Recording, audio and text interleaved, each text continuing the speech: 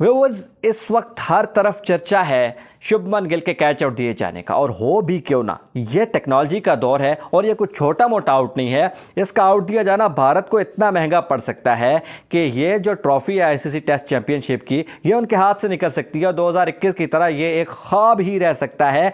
और इस पर बहुत ज़्यादा बात हो रही है। आप सबसे पहले तो आपको बताऊंगा कि ये कानून है क्या और क्या यह कानून के मुताबिक आउट था कैच आउट या नहीं था। फिर ऐसा ही वाकया यही अंपायर यानी कि रिचर्ड कैटलब्रो, जिनसे कहा जाता है कि भारत से खुदा वास्ते का बैर है, क्या उन्होंने आउट दिया था? क्या यह कानून सिर्फ शुभमन गिल के लिए ही बना है? क्या उस दिन इन्होंने इतना ही टाइम लिया था आउट देने में? ये सारी चीज़ें देखेंगे और फिर देखेंगे कि ये जो 122 साल का रिकॉर्ड है, क्या भारत नया इतिहास लिखने जा रहा है और भारत ऐसा पहले कब कर चुका है, इस पर भी बात करेंगे। ये सारी सूरत हाल देखेंगे और फिर देखेंगे कि रिकॉर्ड चेजेस क्या हैं और ओवरऑल क्या सूरत हाल है। ये सारी बात करते हैं, लेकिन सबसे पहले तो चलते हैं कि भारतीय जो हमारे व्यूवर्स हैं उनको मैं उनकी भाषा में ही थोड़ा सा समझा देता हूं कि ये नियम है क्या। ये नियम जो ये कैच लपका है ग्रीन ने और एक समय के भीतर उन्होंने ये कैच पकड़ा, और जब कैच पकड़ा तो उनकी 2 उंगलियां बॉल के नीचे थी और बॉल का कुछ हिस्सा ग्राउंड को लग रहा था। तो नियम के अनुसार, नियम के मुताबिक तो ये बिल्कुल आउट है, इसमें कोई दो राय नहीं है। कोई दो राय इसलिए नहीं है कि आईसीसी ने कवानीन वाजे करके लिखे हुए हैं, लेकिन बिल्कुल ही कैसे आउट की तरफ आपको लेके चलता हूं। जब तब बैटिंग पे थे मार्नस लाबुशेन, जो इस मैच में सो रहे थे, और तब आउट दिए जाते तो वो फिर वैसे ही सोए हुए नजर आते। ये तकरीबन 4 जनवरी का वाकया, इसी साल का वाकया, साउथ अफ्रीका और ऑस्ट्रेलिया का मैच हो रहा था ऑस्ट्रेलिया में, और ये कैच हार्मर ने पकड़ा लबुशेन का, और लबुशेन के कैच पकड़ने के बाद जो ऑन फील्ड अंपायर थे तब सॉफ्ट सिग्नल था और उन्हें सॉफ्ट सिग्नल आउट भी दे दिया। तब अंपायर कौन थे टीवी पे? Richard Kettleborough.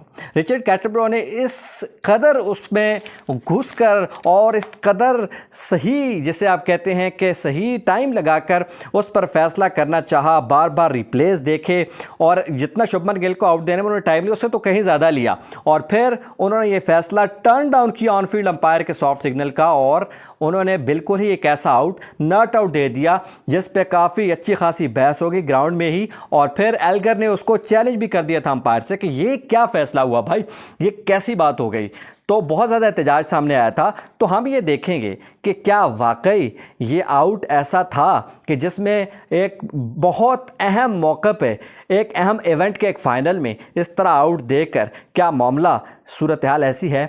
तो सूरत हाल ये है कि आउट था, और भारतीय मीडिया असल में ट्रक की बत्ती के पीछे लगा देता है हमारे इंडियन व्यूवर्स को और उनको एक तरफ लिए चलता है। यह 23 अक्टूबर आपको याद होगा, पाकिस्तान को तो कभी भूल नहीं सकता, जो कोहली की नो बॉल थी। भाई ने तब भी कहा था कि जो नियम होता है वो नियम होता है, उसके अनुसार ये नो बॉल थी। पूरे पाकिस्तान में बात हुई, गालियां भी पड़ी, लेकिन सच कहना सीखना चाहिए। मैंने आपको सच बताया, सच कहा कि कोहली को जो नो बॉल कराई गई वो वाकई नो बॉल थी, और इस तरह से पाकिस्तान वो मैच हार गया। तो पाकिस्तान के बॉलर को देखना चाहिए था। ये कवानीन तो फिर ऐसे ही चलते हैं। तो रिचर्ड कैटलब्रो का मामला क्या है? रिचर्ड कैटलब्रो असल में इंडिया में पहले ही ट्रेंड कर रहे थे कि ये हमारी जान नहीं छोड़ने वाला। वसीम जाफर का ट्वीट भी आपको याद होगा। सूरत हाल ये है कि 2014 में जब फाइनल था और श्रीलंका के साथ फाइनल था, तो तब कौन थे? तब Richard Kettleborough on field umpire थे। जब रिचर्ड कैटलब्रो किसी नॉकआउट में इंडिया के मैच में हुए हैं अंपायर, भारत वो मैच हारा है। यही नहीं, 2014 से बात आगे बढ़ती है, ऑस्ट्रेलिया के खिलाफ सेमीफाइनल भारत हार गया। बात आगे चलती है 2017 की चैंपियंस ट्रॉफी, कैटलब्रो फिर वहां मौजूद थे, ऑस्ट्रेलिया हार गया। 2019 गुप्टिल वाला रनआउट तो कोई भी नहीं भूलता। मैं भी बड़ा रंजो अलम में रहा था, जिस तरह 23 अक्टूबर वाले मामले पर रंजो अलम में रहा था, उस वक्त रिचर्ड कैटलब्रो थे। तो ये सूरत हाल, ये पता नहीं इनकी नहूसत भारतीय फैंस कहते हैं। अब तो उनकी नहूसत आड़े ना आई, इस बार वो ऑन फील्ड अंपायर नहीं थे, टीवी अंपायर थे, तो उन्होंने अपना हाथ कर दिखाया। अगर लबुशेन को आपने आउट नहीं दिया ऑस्ट्रेलिया के उस मैच में जो हैमर ने कैच पकड़ा था, और बिल्कुल ऐसा ही कैच था बल्कि इससे ज़्यादा क्लोज था, तो आपने शुभमन गिल को आउट क्यों दिया? यह सूरत हाल तो यहीं तक होगी। अब आते हैं आगे कि भारत क्या करने जा रहा है। सबसे बड़ा रिकॉर्ड चेज कौन कर चुका है? वो 418 का है, वो भी ऑस्ट्रेलिया के खिलाफ बना है। इसके बाद जो दूसरा रिकॉर्ड चेज है वो भी ऑस्ट्रेलिया के खिलाफ बना है। तो ये 2000 के बाद से जितने भी रिकॉर्ड चेजेस हुए हैं, वर्ल्ड रिकॉर्ड, वो ऑस्ट्रेलिया के खिलाफ बने हैं। और भारत वैसे यहाँ चौथी इनिंग्स में 400 से भी ज़ायद रन्स बना चुका है। तो ये भारत के लिए एक चांस है इतिहास लिखने का। और लेकिन ओवल की जो हिस्ट्री है, वहाँ जो चौथी इनिंग्स है वहाँ टीमें 260 से ऊपर नहीं जाया करती। 263 रन्स का जो टारगेट है वो हाईएस्ट है, और वही जो टारगेट है वो चेज़ किया गया इंग्लैंड की तरफ से, इसके बाद कोई ना कर सका। तो क्या भारत ये करने जा रहा है? वैसे ये जो वर्ल्ड रिकॉर्ड है ये 122 साल हो चुके हैं ओवल में कि कोई इतना बड़ा टारगेट चेज़ नहीं कर सका। तो क्या भारत 122 साल का रिकॉर्ड चेज़ करने जा रहा है? क्या आपको कोहली की वो इनिंग्स याद है जो उन्होंने गाबा में खेली थी? क्या कोहली वैसा कर सकते हैं? हाँ, ये कर सकते हैं, लेकिन अगर ऐसी ही अंपायरिंग रही तो मेरे ख्याल में तो मामलात कुछ और होंगे, और मामलात हो जाएंगे गंभीर। रिचर्ड कैटरब्रो भी मौजूद हैं।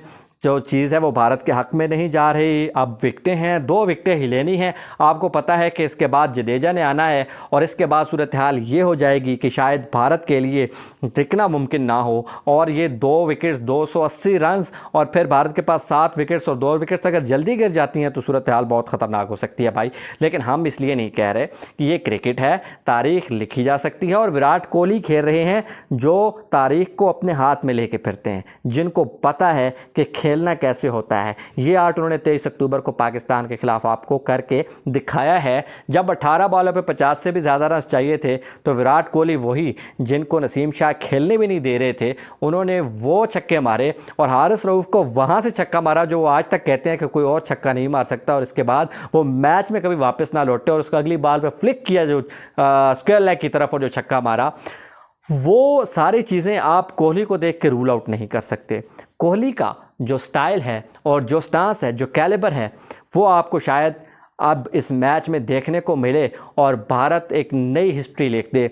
इसमें कुछ भी नहीं कहा जा सकता। हाँ, भारत के हक़ में कोई चीज़ नहीं जा रही, ना अंपायर्स, ना मौसम, ना खिलाड़ी, ना जो रिकॉर्ड्स हैं।